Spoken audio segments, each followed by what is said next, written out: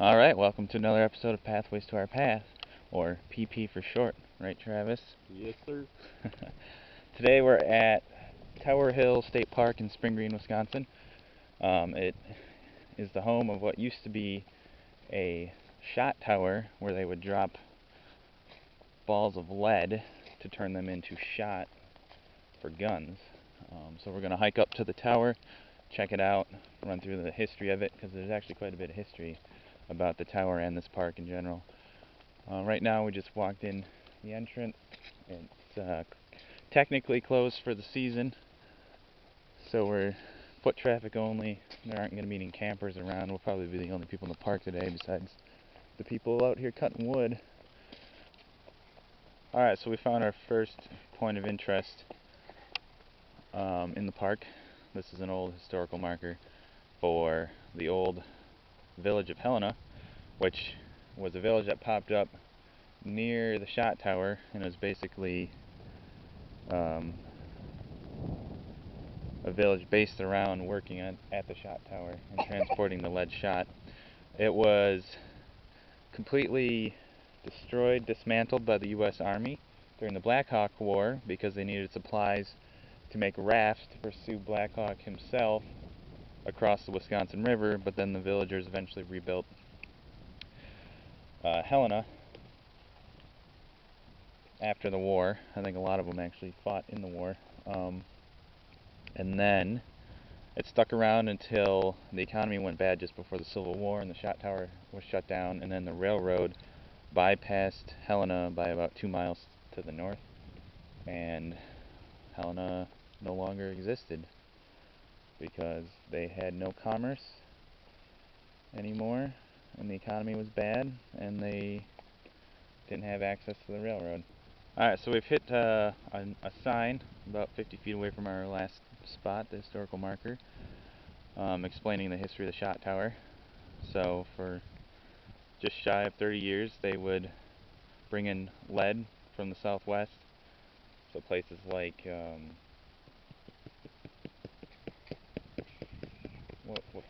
what is the name of the place, Travis?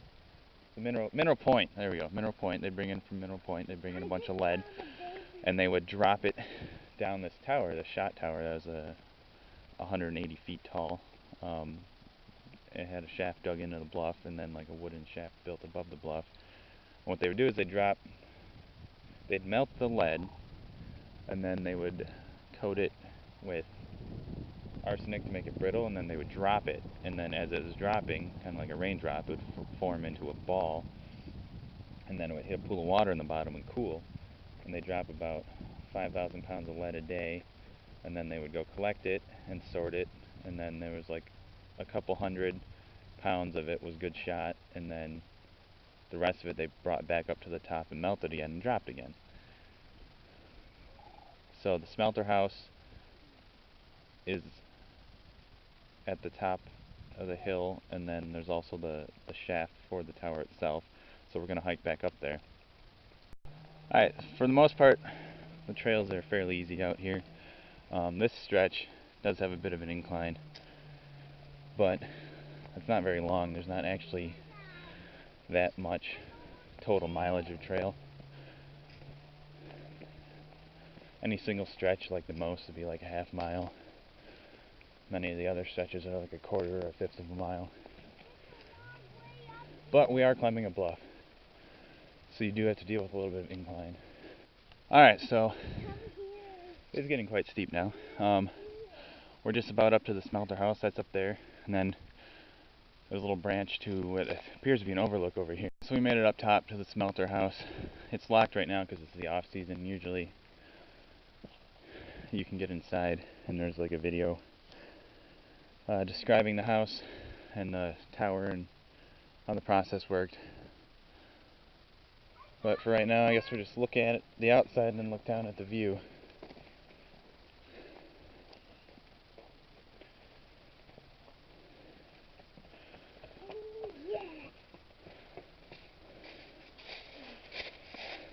Oh, careful, buddy.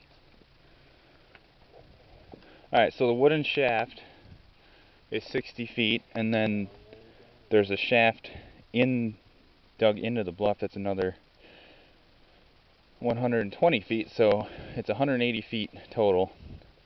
And then at the bottom there's a sandstone tunnel leading out from the shaft. That's 90 feet long, out to where they had some sort of like processing house or something on the bottom where they'd sort and grade and bag the shot and then ship it out on the water. This is like a little tributary, Mill Creek, that leads out to the Wisconsin River, and then they would ship all the shot out east. Alright, so we're gonna eventually loop our way around and see the tunnel, the 90-foot long tunnel underneath. Alright, right now we're at the base of the wooden shaft. That's what did I say, 80 feet up, and then they plugged it with hay, but this would be the 120-foot stone. Alright, we're at the base of the bluff. We walked along that fence line and then down these steep steps, and now we're along the Mill Creek part. Some of this trail, since we're in the shadowy side of the bluff, it's still iced over. Alright, so we've reached the entrance to the shot tunnel. This tunnel was used to bring all the lead out after they dropped it, and then they would sort it and grade it. And it was called the grading house, which sat right here on the water, and then they would bag it up, all the good shot, and then ship it out. And this would go over to the Wisconsin River, and then out to places like St. Louis and other towns along the river. And then the Wisconsin eventually connects with Mississippi. So this is our 90-foot long sandstone tunnel that we're going to walk to the end of. We are 180 feet down from the top of the tower where we were earlier. Yeah, those are geese, Jace. Alright, so we're going to head in here. It's not lit. Apparently there are bats in here sometimes.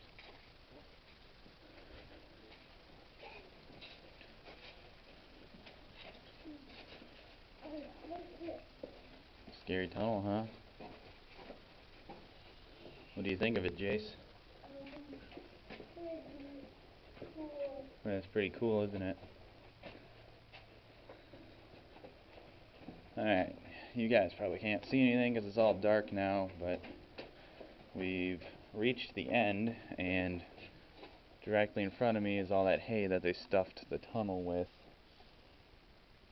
so we can't look up the shaft. But that was 90 feet, doesn't seem that far. Alright, we'll head back out and then probably back down to the park entrance. And at some point we'll find a spot to do our premium beer review, everybody's favorite segment. Alright, so I forgot to run through the history of the shot tower and the tunnel and all that. I mentioned how much shot that they drop and how far they drop it. The method for dropping the lead is called the Watts method. It was developed by a English plumber. Travis over here pretending to throw his child in the water, terrifying him. This was first seen by white explorers in 1673. Jacques Marquette and Louis Joliet passed by on their way across the Wisconsin River. And then in 1830, Daniel Whitney saw the bluff, and he decided that it would be a good spot for a shot tower. So he employed Thomas Bolton Shantz to build the shot tower and dig the tunnels in the shaft. It took him about 187 days of work over 2 years. It spanned over 2 years because the Black Hawk Indian War intervened, and both Shantz and Whitney fought in the war.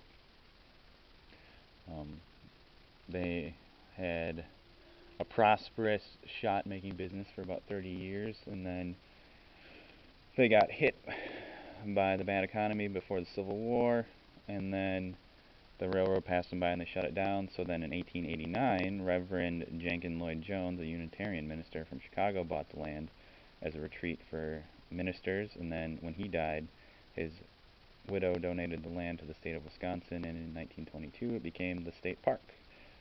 Jones built a stone barn here. I'll show you the foundation for that because it's still here. It's out near the entrance to the park. We'll probably hit that on our way out.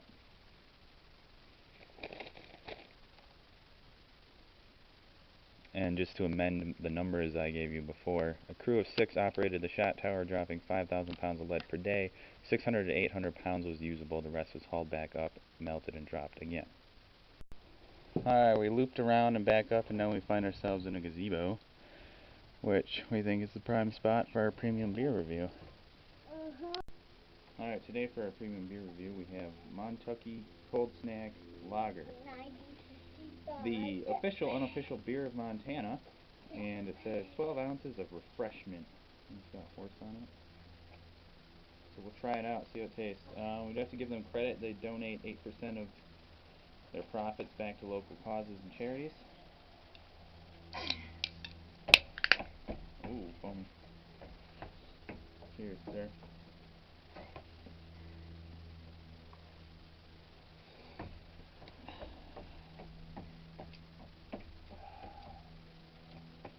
Yeah. What do you think? It's a cold snack. It is cold, and it's definitely a good snack. Cold snack day. Relatively nondescript to me. I don't. Yeah. It's not really strong, like bad beer flavor, but it's not like a good beer flavor either. It's probably a good lawnmower beer. Definitely not the worst beer we've reviewed, that's for sure. And then, Average to wet the whistle, that's about it. then Jace has got himself some Kool-Aid, I think. Green Kool-Aid. I can't touch. How's the Kool-Aid? For his premium beer review. Good? Good. Alright, Travis, so, 6-pack review of the park. 4 stars. In there. 4.5. 4.5 Hello. beers out of the 6-pack? Yep, 4.5 Alright. beers. I'll give it a 5. 5 out of What the does 6-pack. that sign It's a good say? park. It's got a lot of history, and it's really neat. I really liked walking in that tunnel, and it's nice walking along the river. The downside is the trails aren't very maintained and not very long. I like longer trails. I like hiking. There's not a lot of hiking, like distance-wise, to do here. But the steepness is nice, and climbing the bluff is nice, and it's got really nice views. A good day. Yep, so we'll probably just show you the foundation of that barn at the tail end, and then we'll call it a day. Oh, yeah. Here we are, we're walking up to the foundation of the barn that I was talking about earlier, that Unitarian minister had built here, and then his wife, his widow, donated the property to what became the state park. So this is the remaining foundation of the barn, and then this is the entrance to the park, so we're probably going to call it a day here. I do want to point out that Travis remarked upon something while we were sitting at the gazebo when I had the camera off, that when they're making this lead shot, they're melting down lead and mixing it with arsenic, which is probably not good for you.